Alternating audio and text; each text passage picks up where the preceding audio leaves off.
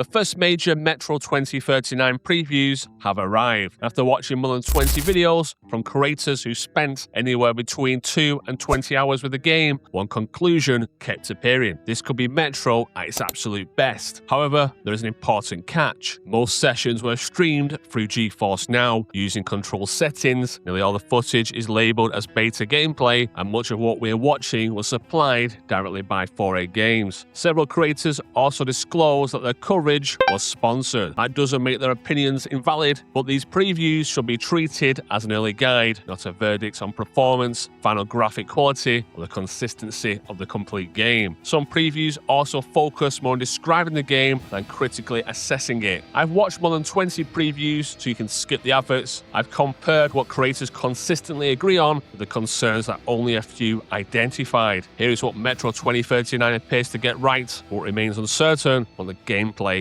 actually reveals. Metro 2039 is not a traditional open-world game, nor do its environments appear to be as large as those in Exodus. Instead, players enter dense exploration areas with a clear objective, but freedom over how they reach it. Abandoned buildings can contain supplies, puzzles, blueprints, and entire environmental stories, but the game doesn't cover everything with traditional quest markers. One creator overheard people inside a station discussing an old stalker who had disappeared inside the kindergarten. There was no notification telling them to investigate. They remembered the conversation, later discovered the building, and uncovered an entire story hidden inside. Other puzzles require players to follow environmental directions or use a new UV light to expose messages and codes that cannot normally be seen. This appears to be the biggest difference between Metro 2039 and the most modern open-world games. You listen to rumors, notice clues, and decide whether the potential reward is worth the danger. Almost every preview emphasized how dangerous that exploration is. Military-grade ammo once again doubles as currency, meaning every encounter forces players to consider whether fighting is worth the cost. Filters steadily expire on the surface, radiation limits where you can safely travel, weapons require maintenance, and firing a gun can attract more trouble than it solves. Most information is communicated through physical equipment rather than a conventional HUD. Your watch displays radiation, visibility, and remaining filter time, while your map must be physically pulled out. Personally, would love to see this in more games. Even crafting exists inside the world. The stranger places his backpack on the ground to produce ammunition, filters, and medical supplies. One creator discovered that it isn't possible while standing in deep water. After narrowly surviving a mutant encounter, he couldn't immediately craft the ammo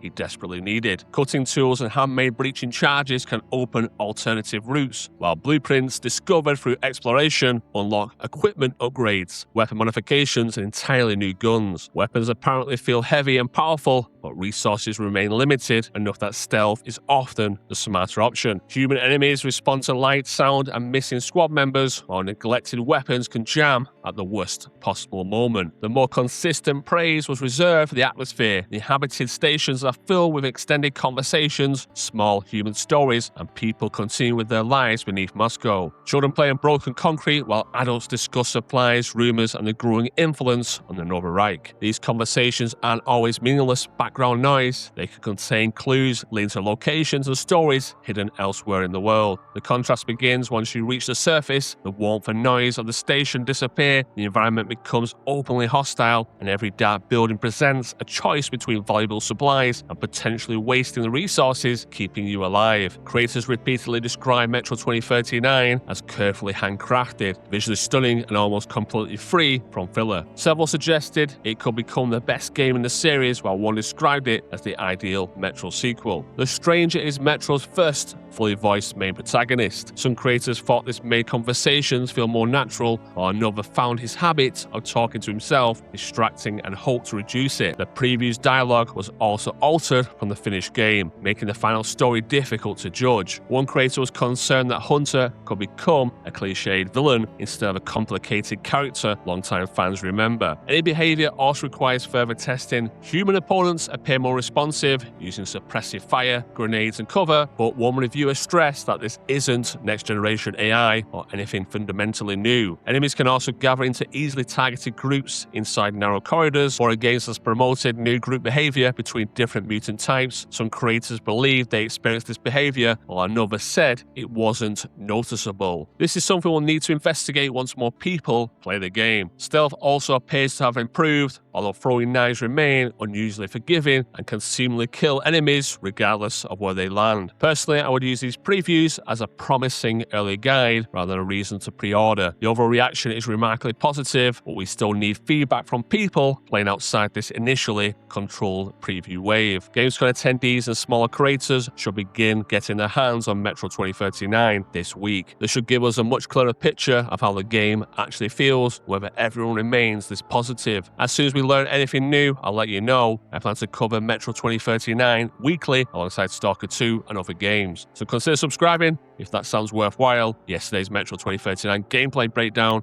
is on screen now.